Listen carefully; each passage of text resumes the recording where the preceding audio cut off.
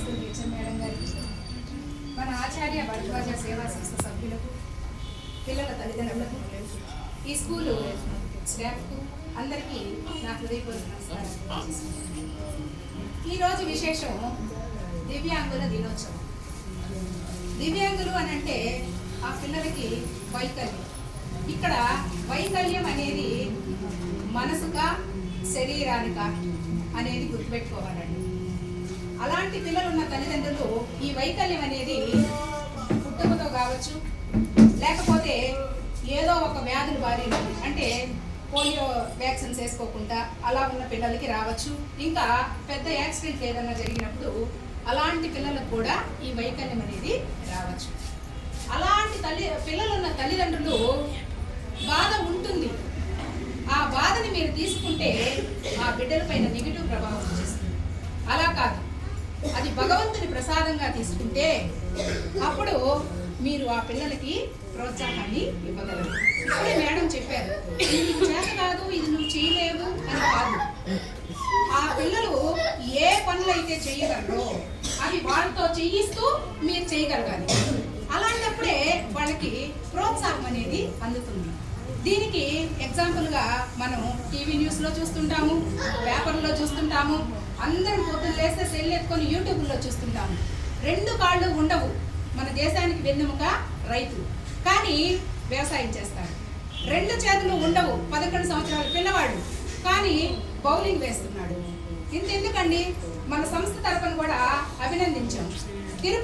తిరుచానూరు నవజీవన్ స్కూల్లో చదువుతున్నటువంటి 10 సంవత్సరాల ఎం హర్షవర్ధన్ అనే అబ్బాయి 2 కళ్ళు కనిపించవు. ఆ అబ్బాయి గంటకి 20 కిలోమీటర్ల వేగంతో స్కేటింగ్ చేస్తున్నాడు. దీన్ని బట్టి మనము ఈ వైకల్యం అనేది శరీరానికి అనుకోవాలా లేదా మనసుకు అనుకోవాలా? ఇంకా మన నవంబర్ 23వ తారీఖు ఆ అబ్బాయి ఏంటంటే, ఇప్పుడు హర్షవర్ధన్ అనే అబ్బాయి రేపు 8వ తారీఖు గిన్నీస్ బుక్ ఆఫ్ రికార్డ్స్ కోసము అప్లై చేస్తున్నారు. ఆ నేపథ్యంలో 200 కిలోమీటర్లు నాన్ స్టాప్గా స్కేటింగ్ చేసేదానికి ఆ అబ్బాయి రేపు 8వ తారీఖు సిద్ధంగా ఉన్నాడు. మరి ఇలాంటివన్నీ చూసుకుంటే అలాంటి బిడ్డల్ని మనం ఎంత ఇన్స్పిరేషన్గా తీసుకోవాలి అనేది ఇక్కడ పేరెంట్స్ గుర్తించాలి. ఇంకా మొన్న 23వ తారీఖు అందరికీ తెలిసే ఉంటుంది, నవంబర్ 23 T20 వరల్డ్ కప్ జరిగింది. అందులో దీపిక అనే అమ్మాయి అడవి ప్రాంతం నుంచి వచ్చింది. ఎన్నో కష్టాలను ఎదుర్కొని నీకు రాదు, నీకేం చేయలేవు అని అన్న వాళ్ళందరూ కూడా ఆ అమ్మాయి ఆ వరల్డ్ కప్లో విజేతగా నిలిచింది అని అంటే, అప్పుడు అలాంటి బిడ్డలందరినీ మనం ఇన్స్పిరేషన్గా తీసుకోవాల్సిన అవకాశం ఎంతైనా ఉంది.